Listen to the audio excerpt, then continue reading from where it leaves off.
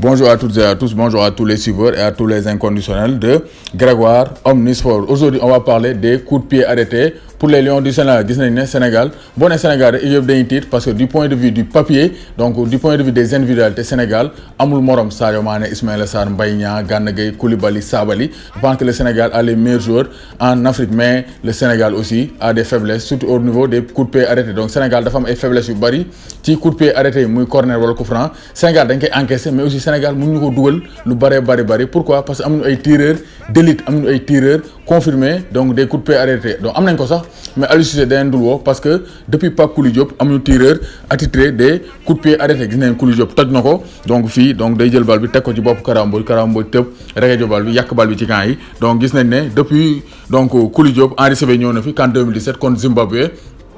mu teg coup franc bi donc laxas ko ci camp yi c'est le dernier buteur sur coup franc direct des Lions du Sénégal. Gis nañ Diao Baldé Keita c'est essayé aussi donc face au Soudan donc sur la tête de Siri Sarr Diao Baldé Keita moo ko teg donc ci bopp bi mais gis nañ Gana Gueye, Sadio Mané, Pape Alioune Ndiaye, Mbaye Niang donc ñoom ñëpp essayé nañ pour dóor coup de pied arrêté yi mais sans grande réussite parce que ce ne sont pas des spécialistes am na ay spécialistes comme ay Kouli Diop et Henri Saivet ki nga xam ne sont des spécialistes des coups de pied arrêtés et je pense que Henri Saivet donc serait un bon joueur pour l'équipe nationale du Sénégal. Déjà il est polyvalent parce que il est un joueur à la soirée donc à la fois offensif et défensif et il tire bien les coups de pied arrêtés mais donc Aliou Cissé donc n'aime pas ce genre de joueurs donc xamul tax doyen woo mais en tout cas loolu aussi c'est un secteur à améliorer du côté des Lions du Sénégal. D'abord on encaisse beaucoup de buts sur coups de pied arrêtés mais aussi on n'en marque pas beaucoup et Sénégal donc am nañ ay gabarits yu mag a mag mais foog nga am ay tireurs d'élite ay donc tireurs donc de coup franc yi nga xamante ni ay nañ ci donc en la matière mais Sénégal aussi loolu Aliou Cissé war na ko travailler coup de pied arrêté parce que à chaque fois dañ koy poser question mais il esquive wala mu lay jox explication yi nga xamante ni donc c'est pas très convaincant mais Aliou Cissé war naa jéem a xool coup de pied arrêté yi parce que c'est très important dans le football moderne. Gis nañ ne France donc loolu la gagné Belgique donc Griezmann moo teg bal bi donc ci boppu Samuel Umtiti. Gis nañ ne aussi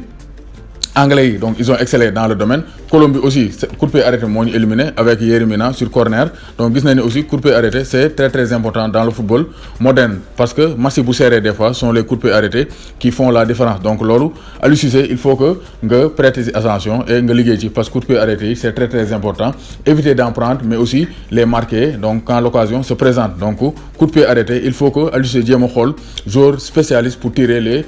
coups francs et les corners parce que c'est très important. Am na ay joueurs yu njool am nañ joueurs yu am gabarit ay Koulibaly, Salif Sané donc ñoom Alfred Ndiaye ñoo ñëpp mën nañoo dugal coup de pied arrêté mais on n'a pas de très bons tireurs donc il faut trouver un tireur d'élite pour